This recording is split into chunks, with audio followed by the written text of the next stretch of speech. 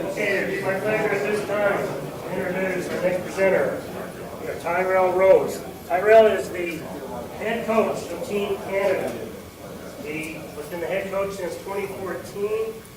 He really kind of changed their program and the whole environment on there. I believe it's up the bar.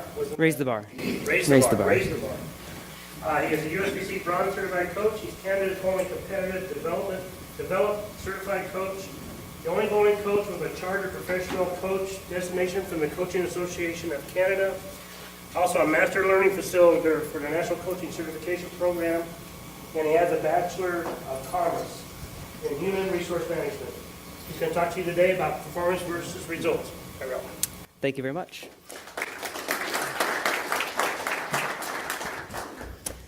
So, good morning, everybody. The nerves have arrived, so we'll start by just saying that I'm thankful to be here. Pro tip, you can't be nervous and thankful at the same time. So, it's really, really nice to have been invited back. The first time I was kind of shocked to be invited to speak at this kind of a conference. So, to be invited back I was just very happy to have done a good enough job to be, re-invited was very nice. So, when Rod first told me that we were going to do like multiple small talks as opposed to longer chats, I said, yeah, that's fine. I can do one or two or whatever you want me to do. And apparently I'm doing three. So this is the first of several times you're going to see me over the course of the weekend. And they're all a little bit different. This particular one is definitely a little bit more kind of numbers oriented. Not everybody is a numbers person. However, I hope that in going through this, I can relate some of the soft skills to the numbers that you do want to quantify things with. So I do like numbers. I like puzzles. I like putting things together. I'm a firm believer that part of my skill set as a coach is based on that love of figuring things out and putting things together. If you think about what our jobs are as coaches, identifying problems, identifying pieces of the puzzle that are missing and putting them into the right place, it's a very general skill that we're applying specifically to bowling. So I really think that kind of helps me, and I'm hoping that with this presentation we can talk a little bit about how some of those puzzle pieces fit together. So I'm going to talk about the process or the performance versus the outcome or the results. By definition, these words are not all the same. Process and performance aren't quite the same thing, and results and outcome aren't quite the same thing, but I will be using them interchangeably, so don't get too confused when I do that. Results are much easier to measure than performance. What's your average? $1.80, $2.40. Whatever your average is, it's a result. It's really easy to measure that. There's a number attached to it. How'd you bowl in the tournament? Missed the cut. Made the cut. Made the top 5. Those are numbers. Those are really, really easy to measure. But they are results. They're not performance. The performance aspect is much harder to measure. Setting up measurements for them is really a key in training and in goal setting. So what I want to do is discuss kind of the different orientations you can have and the different performance factors you can start to maybe measure and use in your programs, whether it's a youth league, high school team, or a college team. One of the first things that I talk to my athletes about from a goal setting point of view is process orientation versus results orientation. Outcome and results, I don't remember who said it yesterday. I took the note, now I can't remember. I think it was Ruben, maybe? I don't know. That said, outcome orientation is future orientation, which causes anxiety. Who actually said that? It probably wasn't Ruben. No? No? Okay. It's also orientation on the past, for example, a failure, something like that. Okay? The process is really the only orientation that is in the present. This I actually saw on Instagram the other day, and I shared it on my Instagram page, because this kind of it relates to that. Whereas you see the result, but not all the hard work that goes into it, similar to the process. The process is the part that goes kind of below the surface. The process is how you build towards those results that we want to achieve. The problem is, like I said, that measuring performance is very, very difficult. Measuring outcome, finish, average, score, numbers, it's really, really easy. Measuring, making the correct adjustment, throwing a good shot, your level of focus, those things are harder to measure. It's harder to quantify those things. So they become the challenging part as a coach of measuring your success with an athlete. How do you know you're improving that? Video is great to tell you you're improving a swing. How do you know that the coach's, the bowler's focus has improved, aside from having a focus band on their head? Strikes and spares. they're the kind of middle ground. Are strikes a result or part of a performance? Are spares a result of an action, or are they part of a performance? Well, they're the building block to the measuring outcome of score, but they're the result of good adjustments and throwing good shots. So they're kind of a midway point. And we all know that you can strike without necessarily having a good performance. Those dead yank Brooklyn strikes that everybody has seen, whether they've never done it for themselves, but it's happened to them before. So those are definitely kind of what I would refer to as performance indicators.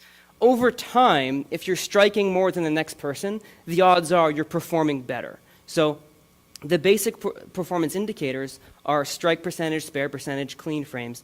These are things you all find on apps, right? PinPal, My Coach, Bowling Coach. There's a bunch of different apps out there that you can use. Bowlers can use them to track these things. Those are your very basic performance indicators. You can go a little more complex in that I've seen being used and that I've used or developed myself.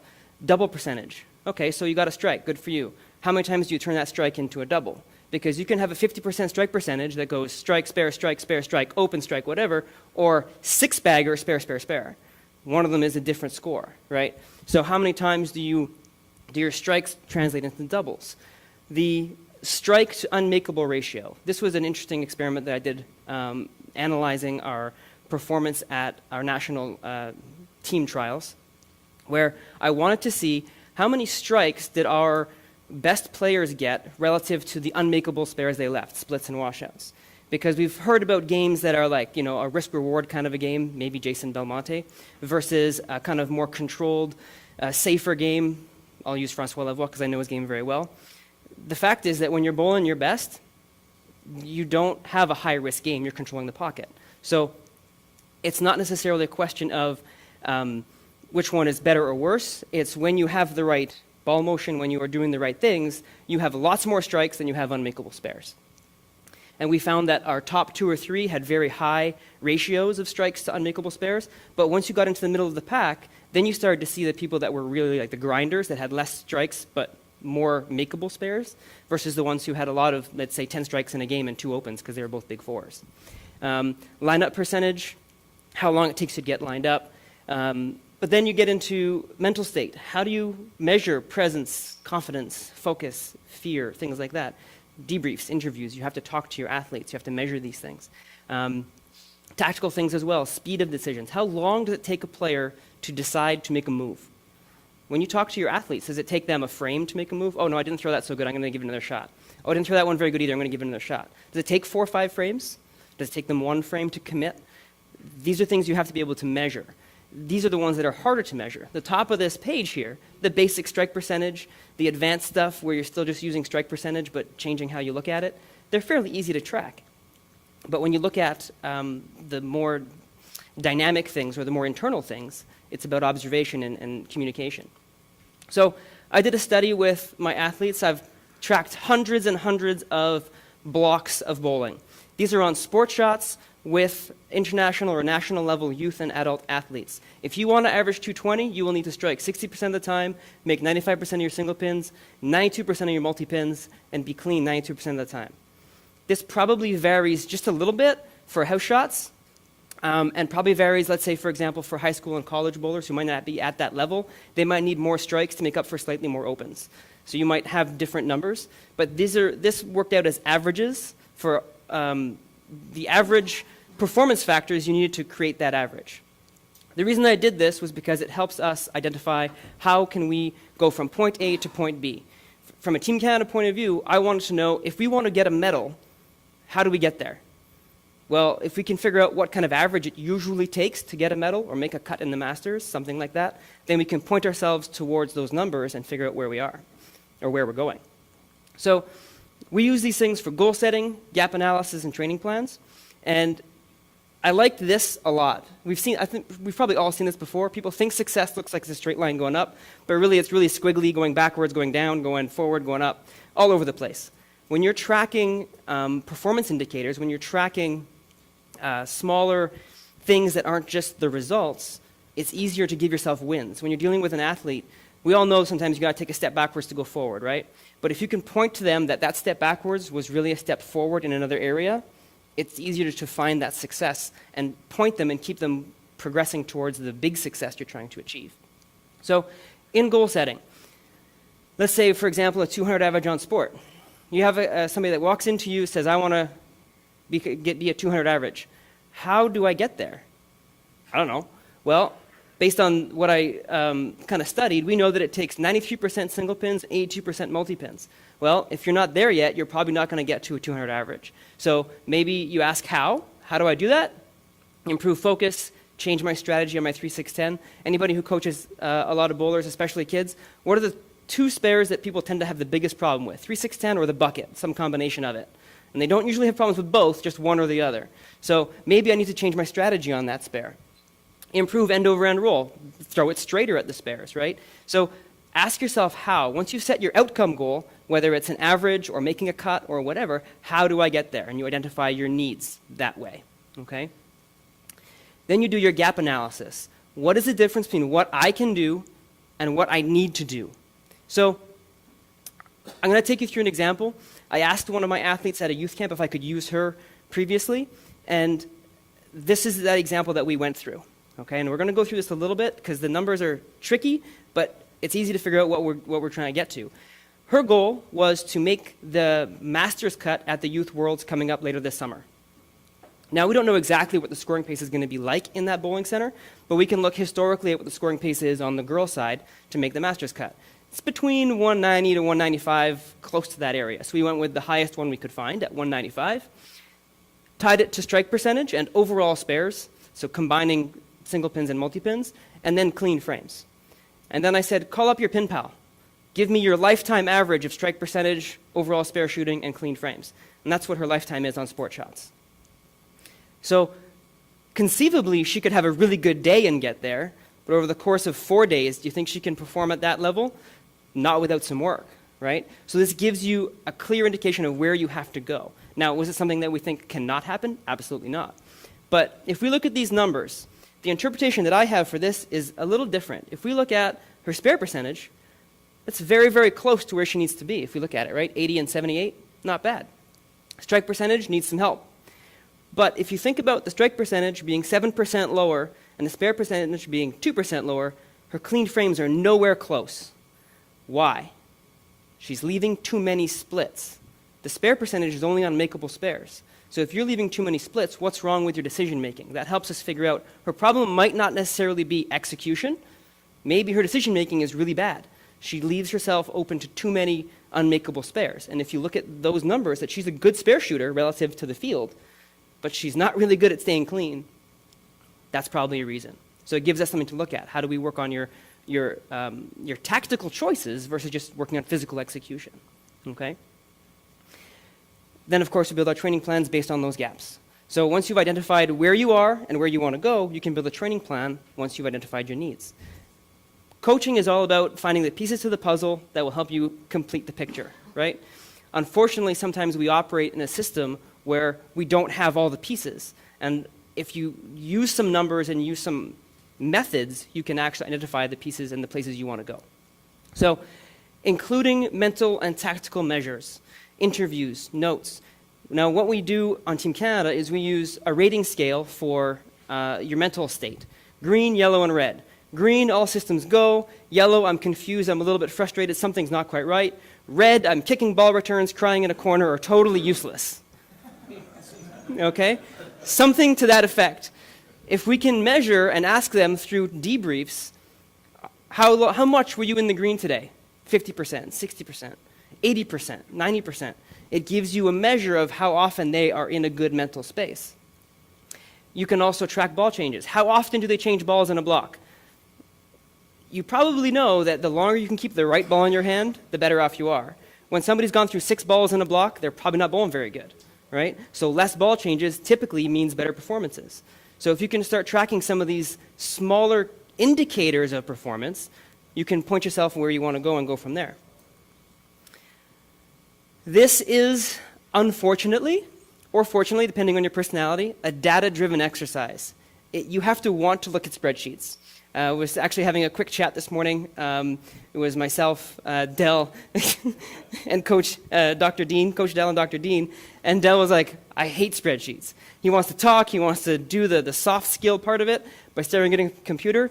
He would need someone else to do this for him, correct? No question. There you go, right? But more data, better understanding of where you want to go will help you get there faster because you can make the training plans to get you there. Do not, most of the time, give this information to athletes. Tell them where they are, where they want to go, that's fine. But all the other data, the spreadsheets, don't show it to them. They don't care. It's going to confuse them more than anything else. The key thing there, and I kind of brushed on it as we went through it, is the athletes need to operate both with outcome goals, the results they want to achieve, making a cut, winning a tournament, making a TV show, something like that, as well as the process or the performance goals they have in order to do that. On the slide, it was make your outcome goal and then ask how. How am I going to do that? I want to make the top 5. How? Well, I need to get better at spare shooting, or I need to get good at bowling on short patterns or long patterns. I need to improve my release consistency. Well, there's some physical game work. You ask how until you've answered all those questions. The mental side part of it is the same thing. If you ask how to improve the mental game or how to get into your best mental self, you start to identify those issues. So the process works no matter whether you're talking about the tactical side or the mental side or the physical side, as long as you can find ways to verbalize the situation and then track what's going on. Then you use your KPIs to measure performance and track progress. So let's go back. If we look back at our Team Canada member that might have set this goal. Well, what happens if she doesn't make the master's cut, but she bowls at 44%, 85%, 85%? Did she succeed? Did she bowl better? Did she improve? Should she find success in that performance? Absolutely. So maybe the outcome goal doesn't get attained, the original outcome goal, but by tracking your performance indicators, you can find successes and improvements everywhere, and you end up with a lot more opportunities for success. You end up with a lot more opportunities to improve confidence. And anybody who works with especially younger athletes knows they need to have success to buy in, and they need to find success to remain motivated and confident. So find ways to achieve success through small means as opposed to pointing at the big goal, because if your goal is to win a national championship, anything less is a failure, well, guess what? Everybody but one team is going to be a failure. And if you look at it that way, you're never ever going to succeed as a coach, and your players are going to be quitting sooner than you think. Okay? So that's it.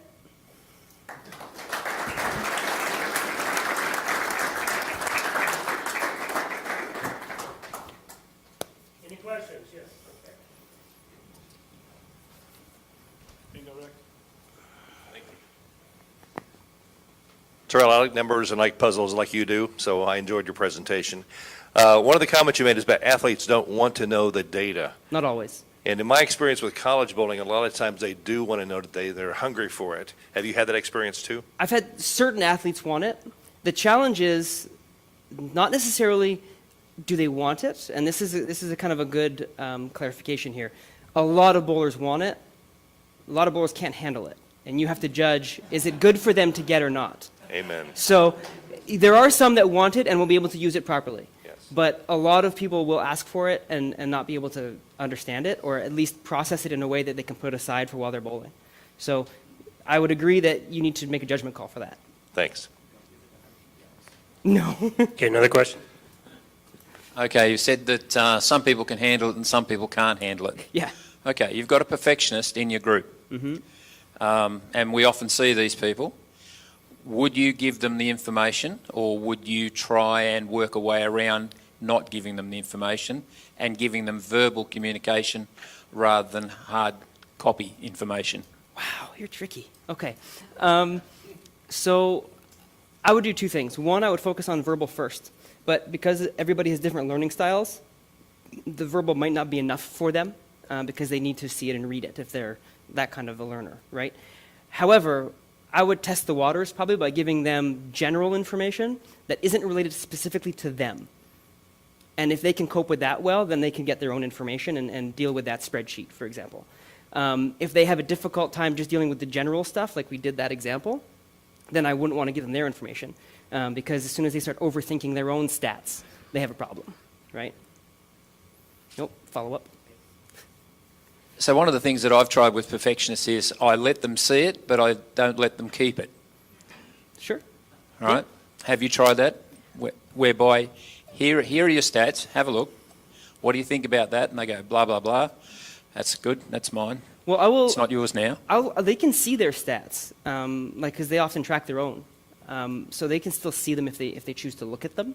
But the actual spreadsheet of following back and all the time, I don't want them to think about those things. That being said, a lot of the bowlers that want it and their minds are like that, they will look at it once and remember it. So showing them and then taking it away won't change anything. They'll still remember it. So. But your KPIs are not the same as what PinPal does. No, they only see the PinPal KPIs. They don't see mine. Good. Generally speaking. Good, thank you. Anyone else? All right, let's give another round of applause, please.